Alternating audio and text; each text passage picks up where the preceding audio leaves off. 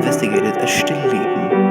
I'm going to explain further about that now, to prove that the human race also has its sides where it doesn't move at all. The exhibition where the painting is right now at the Museum of Louisiana, which lies north of Copenhagen. So let's have a look at the picture. This is it.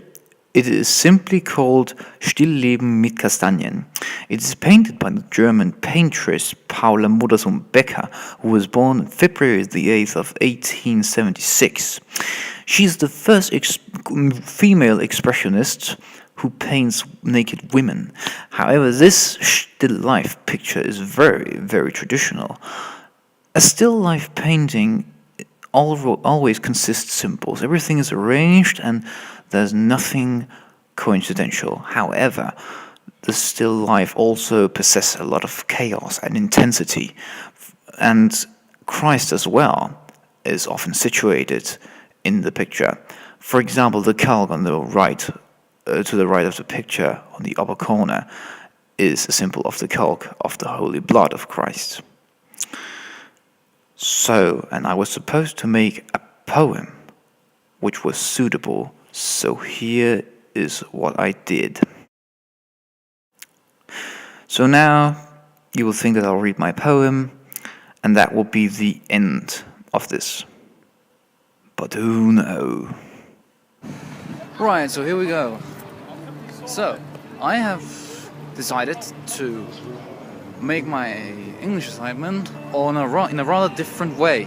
So I went down to Copenhagen on the Mayor's Plaza, and since I'm describing a picture of Stillleben, I might as well go around in Copenhagen and see if I find any Stillleben to associate with the picture. Just walk around. Yeah, here we go. So I walked around in Copenhagen, and a lot, because it was very difficult to actually find something interesting. But there was what I was looking for. And it was not just the name which got me interested. It was also what the shop contained and what I saw. The design, simply that the shop was inspired by the concept of still life, that nothing is coincidental and their colors are symbolic, and that there's a chaos and a cosmos at the same time. The shop itself was inspired by Peter Claes himself, one of the biggest still life painters of all time. However, because of the price and taste, I was definitely not the one to buy things here. So I kept searching around in Copenhagen for more still life to associate with, and what I found was, well, I actually didn't find anything more, but I got simply inspired for the poem that I should make for the picture. So, it's called Still Life. The eye is misleading. Chaos camouflages better than the darkest secret, and the motive keeps gleaming. Still water, still life, still going, like a river, a painting, friend or foe. The truth about still life we will never know. So shiny, like tin, so vulnerable like a spiny.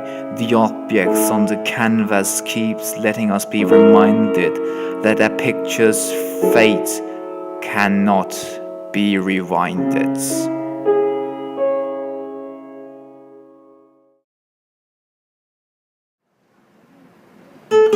So now I got the still life up and going. So now it was only Billy Elliot which was left for me to do. And I thought, what am I actually going to do? But luckily I met a mate of mine, Christian, who advised me to express it in a simple manner.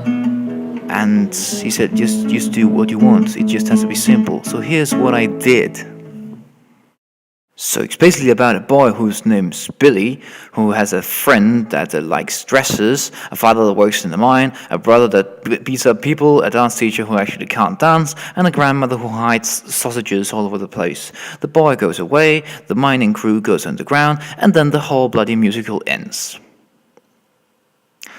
That was not exactly how I was supposed to explain that, was it? So let me try again and explain it in a more detailed manner. The Billy Elliot musical is written by Lee Hall and composed by Elton John in 2001.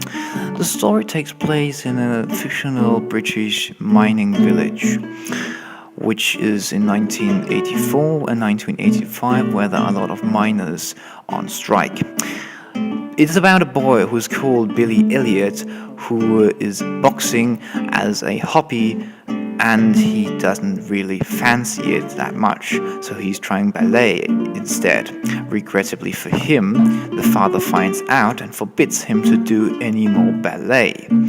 However, he still keeps doing it in secret, and he becomes so good that he's going for the Royal Ballet School in London, and he finally gets accepted, and the whole musical ends with that Billy leaves town.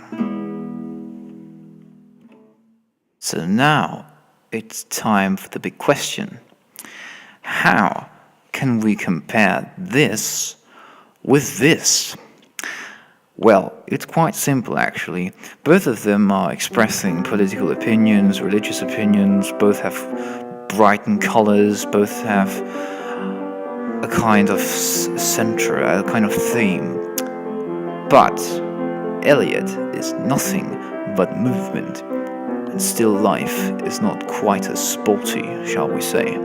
Also that Elliot is quite more impulsive, while the still life is more predictable, and there are no dresses at all. So what can we learn from this? Well, I'd say that musicals and pictures may contain more than we think when speaking of, well, anything from opinions, colors, expressions, to movement.